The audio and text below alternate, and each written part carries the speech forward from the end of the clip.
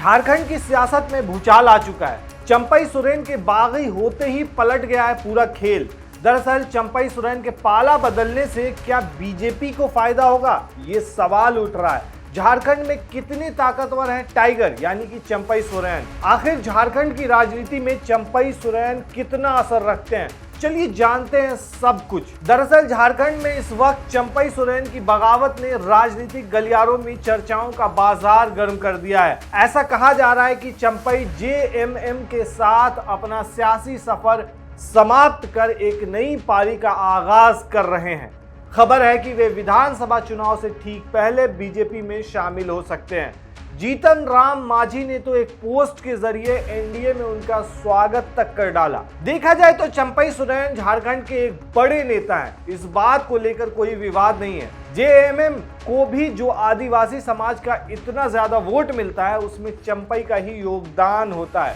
इसी वजह से अगर चंपई अब जेएमएम को छोड़कर बीजेपी में जाने का फैसला करते हैं तो सबसे पहला असर तो आदिवासी वोट बैंक पर देखने को मिलेगा। जानकार मानते हैं कि अभी वर्तमान में जेएमएम के जो मजबूत गढ़ बने हुए हैं वहां पर चंपई की बगावत का असर देखने को मिल सकता है। इसे ऐसे समझा जा सकता है कि चंपई सोरेन की पकड़ जमशेदपुर और कोल्हान क्षेत्र में ज्यादा है। इन इलाकों में चंपई का चेहरा ही हार जीत तय करता है। असल में कोल्हान प्रमंडल की 14 सीट रहती हैं, वहां पर बीजेपी का हाल बेहाल रहा है। अब तक पिछले विधानसभा चुनाव में भी पार्टी यहां से सिर्फ एक सीट जीतने में कामयाब रही थी, जबकि जेएमएम को 11 पर जीत मिली थी। उस हार की एक बड़ी वजह तब आदिवासी नेता चंपई सोरेन थे। उनकी मजबूत पकड़ ने ही उस इलाके में बीजेपी का सुपड़ा साफ कर दिया था।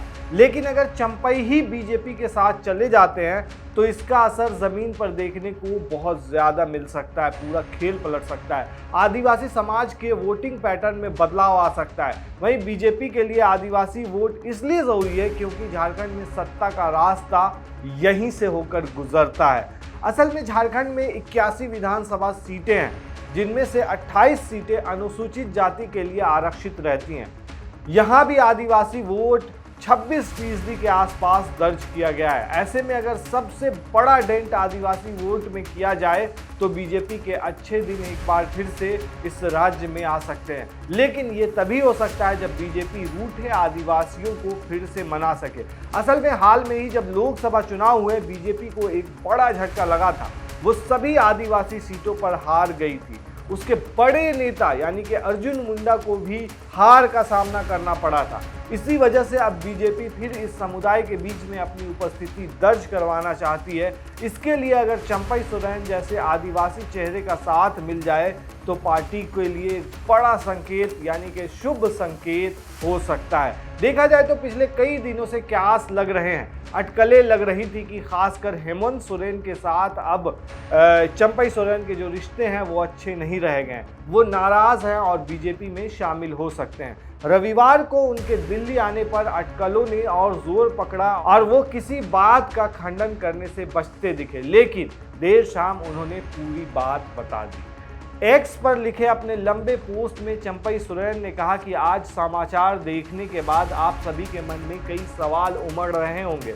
आखिर ऐसा क्या हुआ जिसने कोल्हान के एक छोटे से गांव में रहने वाले एक गरीब किसान के बेटे को इस मोड़ पर लाकर खड़ा कर दिया। अपने सार्वजनिक जीवन की शुरुआत में औद्योगिक घराने के खिलाफ मजदूरों की आवाज उठाने से लेकर झारखंड आंदोलन तक मैंने हमेशा जन सरोकार की राजनीति की है।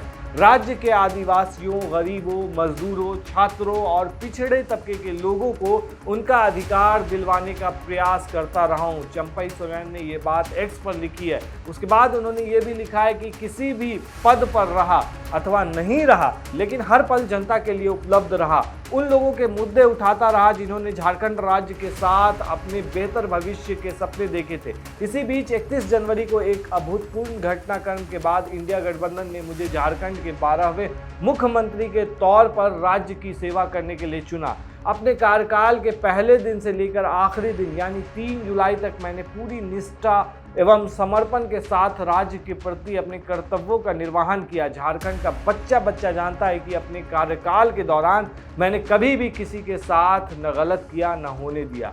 वहीं इसी बीच उन्होंने अपने अपमान की बात करी थी जिस वजह से उन्होंने पार्टी छोड़ी है। उन्होंने आगे लिखा कि इसी बीच हूल दिवस के अगले दिन मुझे पता चला कि अगले 2 दिनों के लिए मेरे सभी कार्यक्रमों को पार्टी नेतृत्व द्वारा स्थगित करवा दिया गया है। इसमें एक सार्वजनिक कार्यक्रम दुमका में था, जबकि दूसरा कार्यक्रम पीजीटी शिक्षकों को नियुक्ति पत्र वितरण करने का था। पूछने पर पता चला कि गठबंधन द्वारा 3 जुलाई को विधायक दल की एक बैठक बुलाई गई है, तब तक आप सीएम के तौर पर किसी कार्यक्रम में नहीं जा सकते। क्या लोकतंत्र में इससे अपमानजनक कुछ हो सकता है कि एक मुख्यमंत्री के कार्यक्रमों को कोई अन्य व्यक्ति रद्द करवा दे? अपमान का ये कड़वा घूंट पीने के बावजूद मैंने कहा कि नियुक्ति पत्र वितरण सुबह में है, जबकि दोपहर में विधायक दल की बैठक होगी, तो वहां से होते हुए मैं उसमें शामिल हो जाऊंगा। लेकिन उधर से साफ इनकार कर दिया गया। पिछले 4 दशकों से अपने बेदाग राजनीतिक सफर में मैं पहली बार भीतर से टूट गया। समझ नहीं आ रहा था कि क्या करूं। 2 दिन तक चुपचाप बैठकर आत्ममंथन करता रहा। पूरे घटनाक्रम में अपनी गलती तलाशता रहा।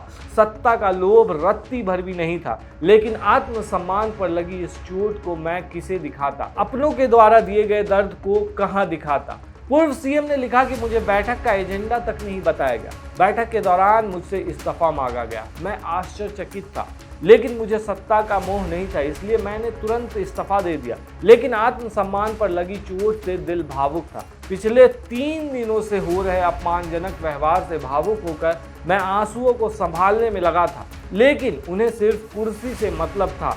मुझे ऐसा लगा मानो उस पार्टी में मेरा कोई वजूद ही नहीं है, कोई अस्तित्व ही नहीं है, जिस पार्टी के लिए हमने अपना पूरा जीवन समर्पित कर दिया। इस बीच कई ऐसी अपमानजनक घटनाएं हुई जिसका जिक्र फिलहाल नहीं करना चाहता।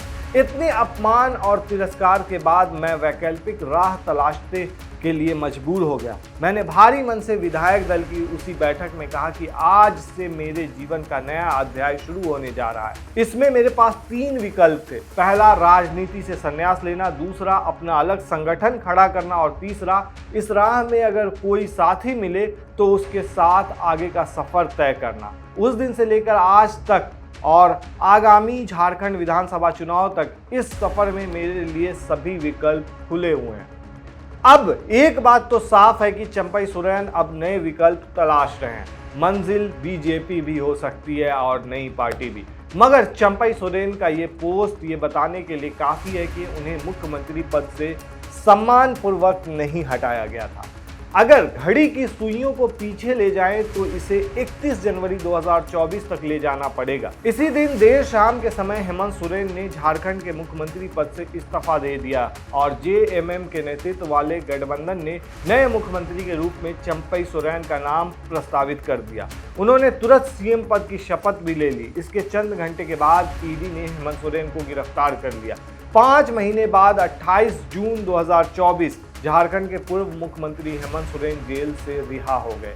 झारखंड हाईकोर्ट ने जमीन घोटाले से जुड़े मनी लॉन्ड्रिंग केस में हेमंत सोरेन को जमानत दे दी। इसके बाद हाईकोर्ट का ऑर्डर फैक्स के जरिए रांची सिविल कोर्ट पहुंचा। बेल बॉन्ड भरने और फिर रिलीज ऑर्डर जेल पहुंचने के बाद उन्हें रिहाई मिल गई। 5 दिन के बाद झारखंड के मुख्यमंत्री चंपई सोरेन ने 3 जुलाई को पद से इस्तीफा दे दिया।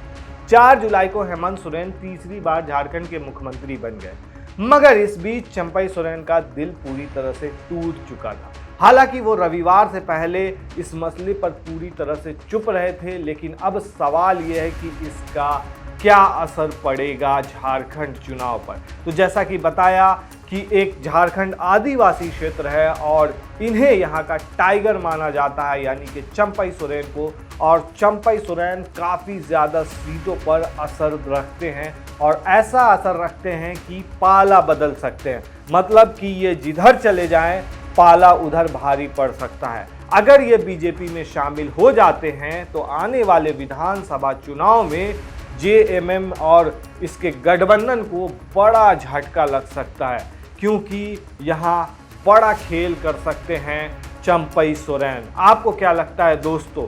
हमें कमेंट में ज़रूर बताएं।